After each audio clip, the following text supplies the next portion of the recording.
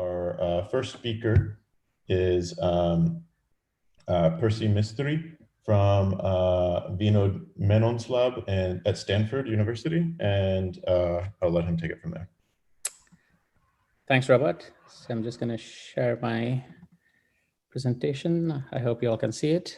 So I'm going to talk today about combining behavioral and neural data using computational modeling approaches.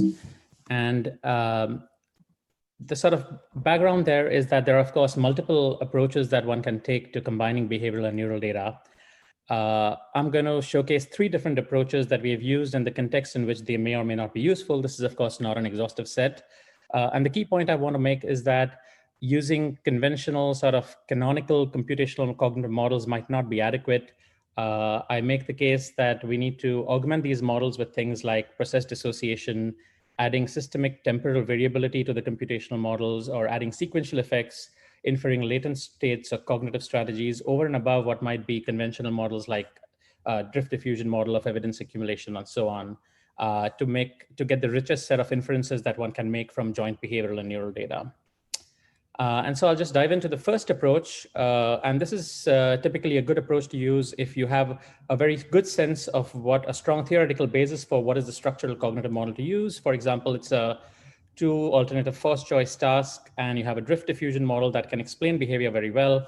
But there's greater uncertainty about how the neural data interacts with this task and this behavior. What we do is we augment a statistical model such that the neural data forms inputs into the parameters of the cognitive model. And all of this inference is done within a joint framework. So it's not a two-stage framework. And then we can, what is paramount in the inferences is that the cognitive process parameters should be able to use the structural cognitive model like a drift diffusion model to explain behavior. But if there is any variance in the neural data that helps explain the variability in the cognitive process parameters, this gets captured in the statistical part of the model. And that helps us to sort of detect functional associations between specific cognitive sub-processes and the neural data. So I'll just illustrate that with an example to make it clear. So this is a social perceptual task where children and adolescents had to listen to their own mother's voice, unfamiliar voices, and environmental sounds. The voices basically uttered very short, nonsensical words whilst their brains were being scanned. And after that, they also had to do voice identification tasks to discriminate between their mother's voice and unfamiliar female voices. And the idea was to look at what underlying brain network systems might modulate differences between recognition of mother's voice and unfamiliar voice in a period when their social skills are developing strongly. And so they might be more inclined to shift their attention and acuity towards unfamiliar voices in the hope of sort of expanding their social behavioral skill sets. And so what we did is we applied this kind of a drift diffusion model that explained their behavior in the voice identification task, because it was a 2 alternative first choice task, which is the graphical model on the right. But what the inputs to the parameters over there was this diagram A on the left, which extracted neural metrics on the brain connectivity. So we looked at the voice selective circuits, the salience, the default mode network, and the reward circuits in the brain. The connectivity is within these sort of modules, as well as the connectivity between these modules. And the idea was to see at a group level, how well could that variability in this connectivity explain the variability in the drift diffusion model parameters.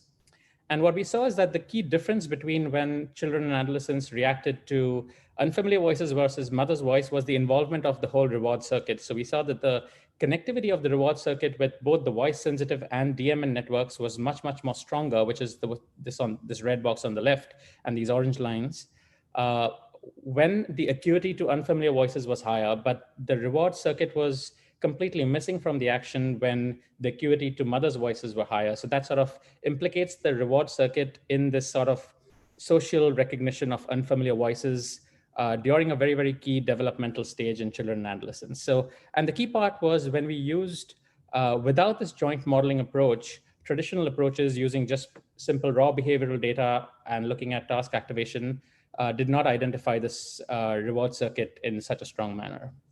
So that was a relatively simpler example. Then we go on to the second approach where we use neural features to constrain the cognitive process parameters. And the idea here is that we might have a sort of strong theoretical basis for the relationship between behavioral and neural data. So for example, the fact that hippocampal regions are involved in memory.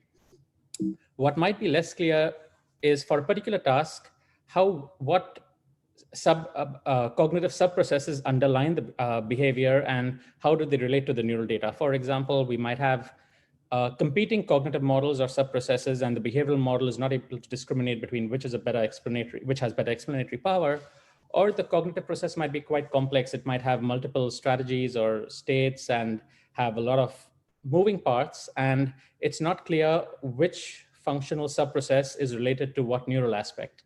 But what's different in this approach is that the direction of this arrow from the cognitive parameters to the neural data. So instead of using neural data as input, here we are constraining inferences about the parameters by using the neural data. And in a statistical sense, what this does is the influence of the neural data in constraining the cognitive parameters is much more stronger in this approach. And this makes sense because we've come from the premise that we have a much more stronger theoretical basis for the association between behavioral and neural data.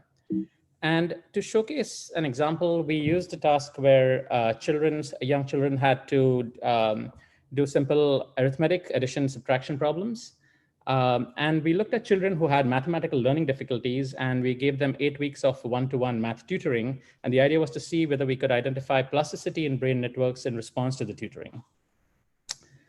And we did find changes in the hippocampal and anterior insular regions, and we also found changes in accuracy with training. But what this did not identify is which cognitive aspects did the training actually influence such that it resulted in improved accuracy. For example, we know from prior literature that children might use a mix of different strategies, memory versus counting versus decomposition and so on. And that's a big area of research in numerical cognition. But we aren't able to isolate whether the change in accuracy was because children were using a different mix of strategies, whether they were applying strategies more effectively, or whether they were applying them in a more optimal sense, identifying which items were better suited to which strategies. And when we applied a simple canonical drift diffusion model to behavior and saw whether the parameters of that model could predict neural data, we got a weak signature there, but you could see that the confidence intervals on the prediction are very, very large. So it's not very meaningful. Plus that this model could not identify unique measurements or aspects of the cognitive process that respond to tutoring. So we developed a more nuanced model where we built in attentional control, different strategies, and I won't get into the dynamics of the model, but the idea is that there were a lot of moving parts in this model. Now there's performance monitoring and executive function and different strategies, and we allowed for a shift between strategies within a trial. And so what this model essentially does is gives a much more refined measurement system. So we have multi-dimensional measurement for each individual child in terms of their performance on that arithmetic task. And that's represented in this sort of graphical model on the left. And when we use the parameters of this nuanced model to predict predict the sort of changes in the brain plasticity, you can see you get a much stronger result. That's the graph on the right. And that's the sort of comparison of the two graphs. And moreover, using this model, we could also identify what particular aspect of the process. So we found that it's not really any mix of strategies that children were using or more optimal discrimination between strategies, but it's more that the efficiency of their memory process execution was significantly improved. And that was associated strongly with changes in the hippocampal modularity that we saw. So that's sort of the kind of improving the functional resolution of the changes in the brain plasticity that we see with tutoring that we could identify using this model. And for the third and last sort of approach, we had a joint neurocognitive model. So we eliminate the statistical part of the model because now we have strong structural models for both behavioral and neural data. And we applied this to a response inhibition paradigm. So this is a stop signal task where people are given a cue as to click left or right. But if they get a stop signal before they've pressed, then they have to inhibit their actions. And the stop signal comes at a certain delay after the cue.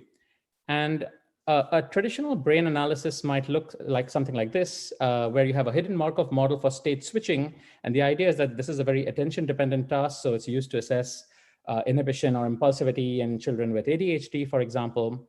And by looking at the changes in the covariance pattern of the brain regions across time, you can sort of infer different attentional states that children might have.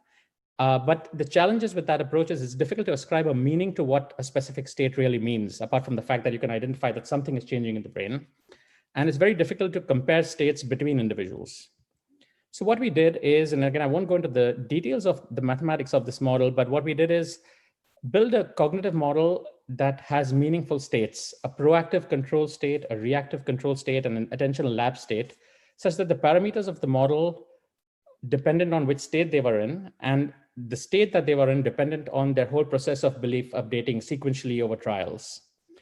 And so now we have meaningful attentional states. And just to give you an idea of the individual differences we can capture with this kind of a model is one individual who's tracking the delays in their stop signal time very, very acutely, whereas someone else who's sort of tracking in the right direction, but in a very, very loose manner. So the first individual has much more stronger proactive control than the second. And now we allow inferences about states jointly from both the behavioral model, the one on the right, and the brain covariance data on the left. So the neural data provides a constraint on the behavioral switching, so it reduces the influence of noisy behavior, for example. And the behavioral data provides contextual meaning to neural switching. So the states now have psychological sort of meaning and they're just not statistical states. And when we looked at kids across the spectrum with a different range of ADHD scores, and we looked at looked at the difference in the covariance matrix for low and high attentional states, and then the difference between low and high, children who scored low and high on various ADHD metrics. And what we saw is that's a nuanced process dissociated model, which is the one on the right. You could actually discriminate very strongly between these groups, low and high ADHD score groups, compared to the traditional canonical approach where you see that everything is mostly flat. And so in conclusion, there are sort of multiple approaches we can use to jointly look at behavioral and neural data within a computational modeling context. Which approach is best depends on the specific research question. But an important point I wanted to make is that once we start augmenting the underlying models with a lot of context-specific features, temporal variability, or process differentiation, or latent cognitive states and strategies, the kind of inferences that we can make are much more richer, and we are able to discriminate between things that traditional models don't. So thank you, and I'll take any questions.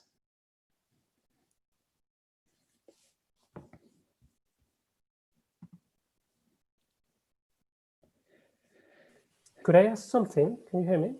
Sure. Maybe this is a very naive question. Could you use these methods to train, let's say, a recurrent neural network and constrain the activity of your neurons, so the network would still produce the behavior you want, but with a certain activity in your neurons? So you're saying replace the cognitive models with neural networks? Yeah. So that's certainly plausible, and it's something that I've given very, very loose thought about, but I haven't even begun to look at how implementation might work in that sort of case. So the answer is yes. If it's definitely possible. I don't know if someone has specifically tried something like that. It's possible, but I haven't come across work where, I mean, of course, there are people who've looked at applying these neural networks and looking at the representations in these neural networks and matching them to neural data. But whether the neural networks can also produce the behavioral aspects of the data simultaneously, along with the neural aspects, is an interesting question. And it's plausible. I have not actively worked on anything like that, and there might be work out there, but I'm not actively aware of that. Okay, thanks. Great, thank you. So the only other question on the Q&A was about a preprint. So if you have a preprint for this work, maybe you could type it into chat during the next. Oh, so sorry, go ahead. Thanks. So thanks, Jules. This is multiple projects. Each of these was a separate project. One of this is under review. The other couple of them, we are finalizing the manuscripts. So no, we don't actually have a preprint out right now, but hopefully very soon. Okay, great. Thank you. Thanks. Okay, so perfect timing. The next speaker is